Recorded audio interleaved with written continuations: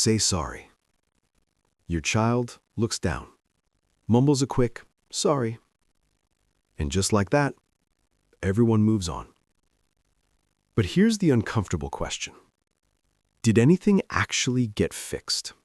Because if saying sorry really worked, we wouldn't keep seeing the same fights, the same hurt feelings, the same moments repeating again and again. Most children aren't bad at apologizing. They're just never taught how repair actually works. We rush them to say the right word, but we skip the part where they understand what happened, who was affected, and how to make things right. And when we do that, we don't teach responsibility, we teach avoidance. In this video, we're not talking about forcing kids to say sorry. We're talking about something far more powerful. How to teach children the skill of repair so they can genuinely fix relationships, not just now, but for the rest of their lives. Let's slow this down and look at what real repair actually requires. When we force a child to say sorry too quickly, we're asking for the behavior before the brain is ready for understanding. In those moments, a child's nervous system is still flooded. They're overwhelmed, defensive, or shut down. So the apology doesn't come from insight, it comes from pressure. And what children actually learn is simple. Say the right word, and the discomfort goes away. Not what they did, not how it affected someone else, and not how to fix what was broken. That's why the same conflicts repeat. The apology gets smaller, and the connection gets thinner. So if repair doesn't start with say sorry, where does it actually begin? Over time, there's been a simple structure that helps children move from emotion to understanding to real repair. Not 5 things to memorize, but 5 moments we slow down and guide. And the first one is the one most parents skip. Step 1. Pause and regulate. Before any apology, before any lesson, before any fixing, a child needs to calm their body first. Because when a child is still flooded with emotion, their thinking brain is offline. In that state, they can't reflect, they can't feel empathy, and they definitely can't repair a relationship. So the first step isn't correction, it's regulation. That might look like pausing the interaction, moving to a quiet space, breathing together, or simply staying close without talking. Not to excuse the behavior, but to bring the nervous system back to safety. This is the part that feels uncomfortable for adults, because it looks like we're doing nothing. But what we're actually doing is setting the foundation for everything that comes next. Without regulation, repair becomes performative. With it, repair becomes possible. And only after a child is calm can we move to the next step, understanding what actually happened. Step 2. Name what happened.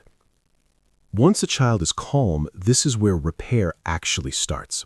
Not with blame, not with a lecture, but with clarity. We invite the child to name what happened in their own words. What happened? What do you remember? No correcting the story, no adding details, no jumping in to explain it for them. Because this step isn't about getting the perfect version. It's about helping a child take ownership of their experience. When we rush past this, children learn that adults decide the story for them. But when we slow down here, they learn something far more important, that their actions matter, that they can look at a moment honestly, and that mistakes are something we can talk about without losing safety or connection.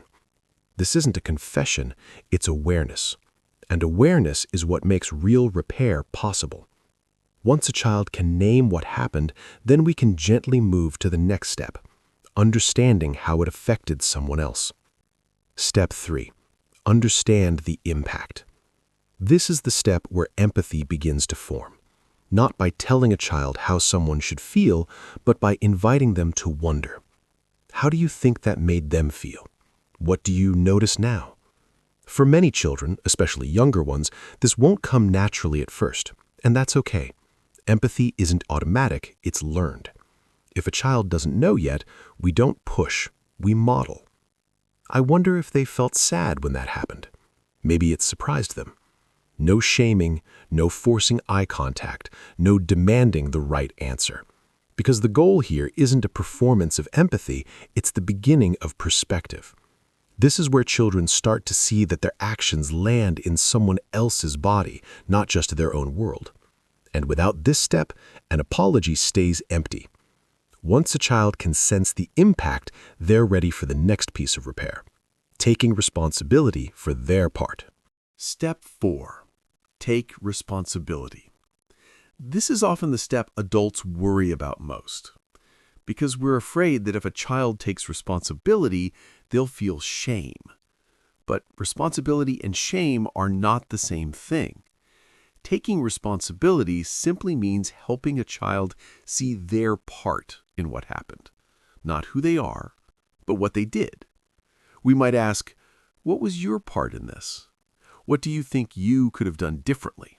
No labels, no character judgments, no "you always do this," just clarity.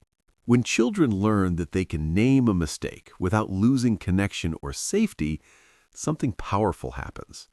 They stop defending, they stop collapsing, and they start learning. Because a child who feels safe owning a mistake is a child who can grow from it. And only once responsibility is clear can we move to the final step of repair, actually making things right.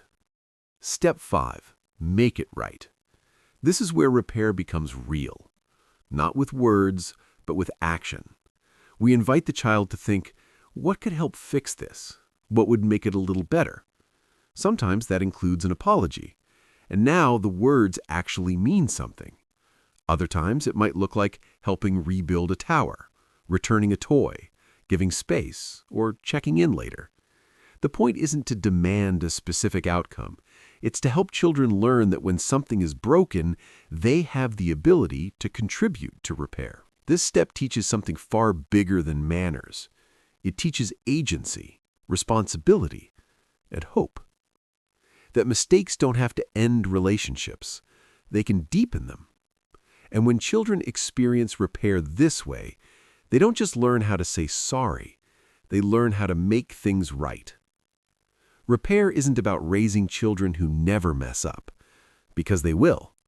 Repair is about raising children who know what to do after a mistake. Children who understand that hurting someone doesn't make them bad, and that fixing a moment is always possible. And here's the quiet truth. When we slow down repair for our children, we often end up healing something in ourselves, too. All those times we were told to say sorry before we were ready, all those moments that were rushed past instead of repaired. This is how cycles change. Not through perfect parenting, but through connection, curiosity, and repair. So the next time a conflict happens, pause, not to control the moment, but to guide it. Because repair isn't just a parenting tool, it's a life skill, and one of the greatest gifts we can give our children. Thank you so much for visiting. We had a wonderful time. Goodbye, everyone. Bye-bye.